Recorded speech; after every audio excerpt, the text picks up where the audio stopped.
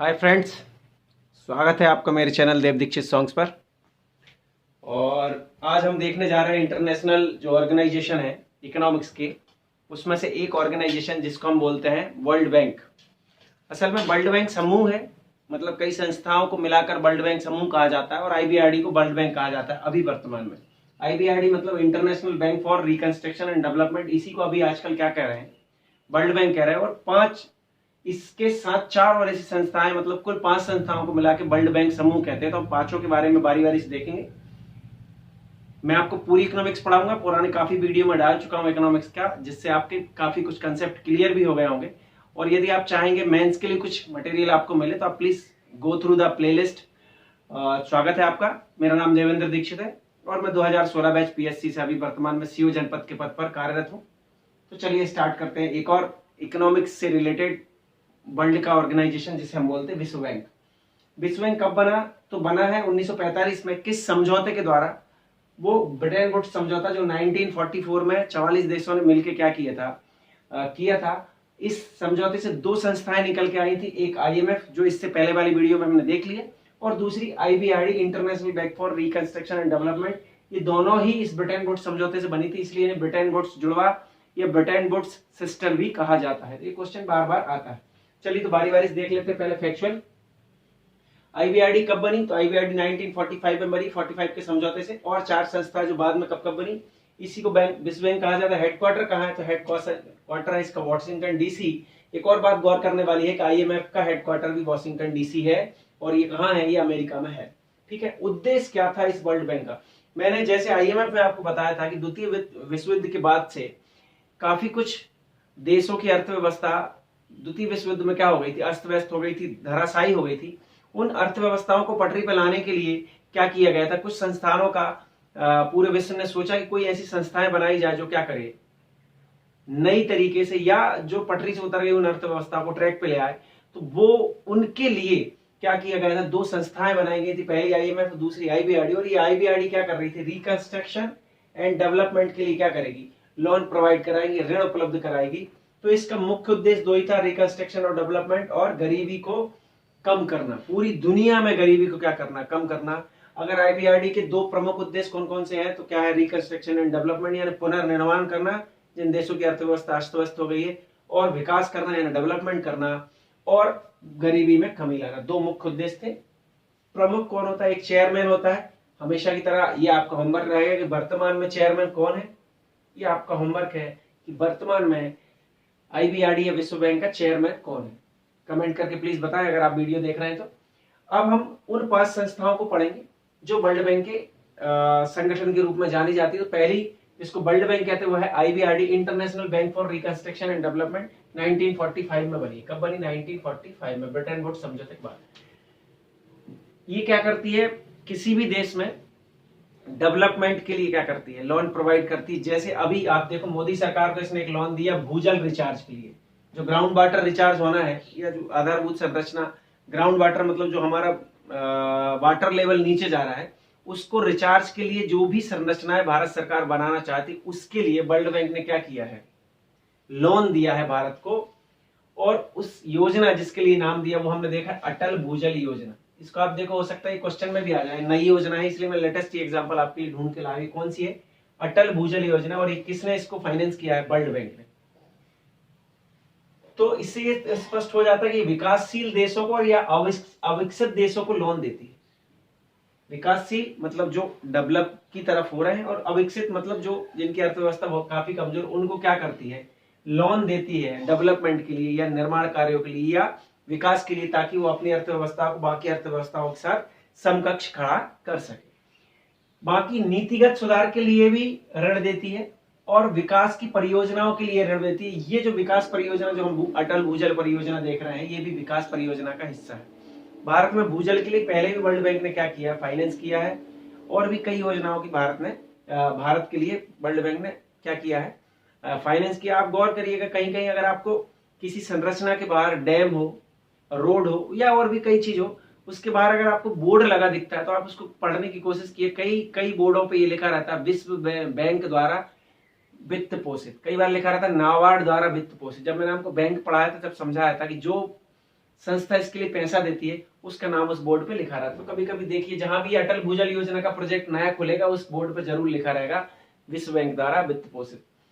तो आईबीआरडी का काम क्या है? विकासशील और अविकसित देशों के लिए लोन उपलब्ध कराना, नीतिगत और विकास परियोजनाओं के लिए। दूसरा आईडीए, आईडीए का इंटरनेशनल डेवलपमेंट एसोसिएशन, ये कब बनी? 1960।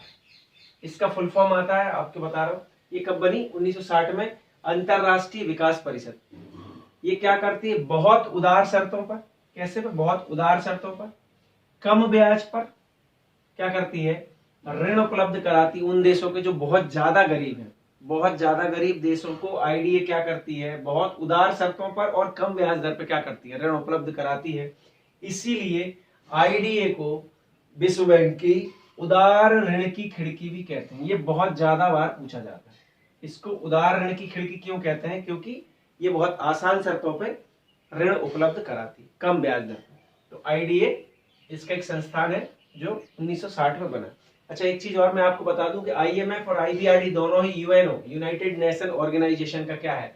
हिस्सा है, उसी के अधीन काम करती हैं। यूएनओ हम अगले वीडियोस में पढ़ेंगे। तीसरा हम देखते हैं आईएफसी, इंटरनेशनल फाइनेंस कॉर्पोरेशन, 1956 में बना है। इंटरनेशनल फाइनेंस कॉर्पोरेशन यानी अंतरराष्ट्रीय वित्त निगम। भारत में एक वित्त निगम है आईसीआईसीआई, इसका फुल फॉर्म आपको पता होगा, industrial credit and investment corporation of India. एक बार मैंने इसका फुल फॉर्म आपसे कमेंट करने के लिए भी बोला। तो ऐसे ही ये वित्त निगम किसके लिए? अंतरराष्ट्रीय, मतलब पूरे विश्व के लिए क्या कर रहा है? काम कर रहा है। क्या करता है? ये निजी क्षेत्रों के लिए ऋण उपलब्ध कराता है। आईएफसी वर्ल्ड बैंक की एक साथ की संस्था है, सहयोगी संस्था है, जो पूरी दुनिया में निजी क्षेत्र के उद्योगों के लिए क्या करती है? ऋण उपलब्ध कराती है। ये क्वेश्चन बहुत आता है कि वर्ल्ड बैंक का कौन सा भाग या वर्ल्ड बैंक की कौन सी एजेंसी निजी क्षेत्रों के लिए ऋण उपलब्ध कराती है, तो उसका नाम क्या है? आईएफसी बनी कब है? 1956 में। सिंपल। अब है मीगा। इन दोनों का, मीगा और इक्सिड, एक और बताने वाले, इन दोनों का फुल फॉर्म बहुत आता है, पर हम इसका थोड़ा सा डिटेल में। मीगा बनी है 1988 में, 1988 में। इसका नाम है multilateral investment guarantee agency. Multilateral का मतलब क्या होता है? मल्टीलेटरल का मतलब बहुपक्षीय, यानी जिसमें एक, दो और दो से अधिक पक्ष हो। एक पक्षी लिखता था एक पक्षी, दो पक्षी हो तो द्विपक्षी, दो पक्षी से ज्यादा हो गए तो हम लिखेंगे बहुपक्षी। बहुपक्षीय निवेश, निवेश मतलब किसी उत्पादन कार्य में लगाने वाला पैसा, ठीक है।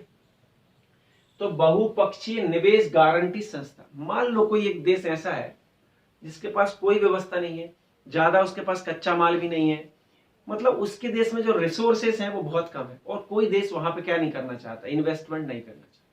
कोई देश वहां पर इन्वेस्टमेंट नहीं करना चाहता। छोटा भी देश हो सकता है, बड़ा भी देश हो सकता है, बुरी स्थिति में हो सकता है, क्योंकि उनको ऐसा लग रहा है कि यहाँ की सरकार हमारे इन्वेस्टमेंट को खा जाए, यहाँ की सरकार बदलने के बाद हमारा इन्वेस्टमेंट वहां बचेगा कि नहीं बचेगा। जैसे सीरिया में आतंकवादी हमले होते रहते हैं, और मैं किसी देश विशेष की विरोध नहीं कर रहा, पर हो सकता है पाकिस्तान में कोई देश इन्वेस्टमेंट नहीं करना चाहता हो। नेपाल में इस टाइप के दंगे नहीं होते, पर नेपाल की भूमि पे कैसी है? पहाड़ी है, वहां पे इंडस्ट्री लगने में बड़ी दिक्कत होती है, और ये इस बात की भी पक्की गारंटी नहीं है कि वहां पे कोई इंडस्ट्री लग जाए तो उसका पैसा जो लगा है वो वापस आएगा कि नहीं। तो इस टाइप की दिक्कत हो सकती है। तो उसके लिए पूरी दुनिया के ऐसे देशों का भी विकास हो, उसके लिए क्या एक एजेंसी किसने बनाई? वर्ल्ड बैंक की सहयोगी संस्था के रूप में 1988 में बनाई, जिसका नाम था मीगा, मल्टीलेटरल इन्वेस्टमेंट गारंटी एजेंसी। इस गारंटी एजेंसी ने क्या किया कि यदि कोई व्यक्ति कहीं पर निवेश करता है और उसको वहां की सरकार बाद में कोई प्रॉब्लम क्रिएट करेगा, तो उनसे बचाने की गारंटी कौन लेगा? ये मीगा संस्था ले लेगी कि अगर आप इन्वेस्टमेंट करेंगे तो सरकार बदल जाएगी या कोई विपरीत परिस्थिति होगी, तब भी आपका पैसा नहीं डूबेगा, अगर जब तक कि आपकी गलती ना हो। तो उसके लिए क्या बनाई गई? मीगा बनाई गई, जिसको बोलते बहुउद्देशीय बहुपक्षीय निवेश गारंटी संस्था। और ये व्यापार निवेश, व्यापार के संबंध में हुए निवेश को बढ़ावा देती है, और आवश्यकता पड़ने पर क्या करती है? गारंटी भी लेती है। तो मीगा। पर मान लो थोड़ी देर के लिए कि कहीं किसी ने क्या किया, निवेश किया, और किसी वजह से उस देश की सरकार या उस देश के किसी व्यक्ति या कंपनी के साथ उसका क्या होगा? विवाद होगा निवेश के संबंध में। तो फिर ऐसे विवादों को कैसे निपटाया जाएगा? तो ऐसे विवादों को निपटाने के लिए पूरे विश्व के लिए एक मंच के रूप में, एक फोरम के रूप में एक संस्था बनाई गई, जिसको बोला गया इक्सिड। इसको क्या बोला गया? इक्सिड। इसका बहुत ज्यादा फुल फॉर्म पूछा जाता है, इंटरनेशनल सेंटर, सेंटर मैंने बोला सेंटर है, पूरा में किसके लिए, international centre for settlement, settlement मतलब समझौता करवाएंगे, ऑफ इन्वेस्टमेंट डिस्प्यूट्स। कब बनी, 1966 में। इसका फुल फॉर्म सबसे ज्यादा तो इन्वेस्टमेंट से रिलेटेड जितने भी डिस्प्यूट्स होंगे उनका सेटलमेंट करने के लिए एक सेंटर है इंटरनेशनल, उसका नाम ही क्या बना दिया, इक्सेड, 1966 में ये बनी। तो ये 5 संस्थाएं, पांचों संस्थाओं को मिला के कहते हैं वर्ल्ड बैंक समूह। पांचों संस्थाओं को मिला के क्या कहते हैं, वर्ल्ड बैंक समूह। वर्ल्ड बैंक अभी किसको बोलते हैं, IBRD को। ये किसकी जुड़वा है, IMF की। किस समझौते से बनी, ब्रिटेन वुड्स समझौते से। ये थी आपकी वर्ल्ड बैंक। अगले वीडियोज में हम देखेंगे आपके लिए क्या, WTO जिसको वर्ल्ड ट्रेड ऑर्गेनाइजेशन बोलते हैं, और उसमें हम ट्रिप्स देखेंगे, पेटेंट्स देखेंगे, या बौद्धिक संपदा अधिकार कितने प्रकार के होते हैं वो सब देखेंगे। वीडियो अच्छा लगा हो तो प्लीज लाइक करें और इसको सब्सक्राइब करने के बाद शेयर जरूर कर दें ताकि आवश्यकता पड़ने पर और भी लोग इसको देख सकें। Thank you so much.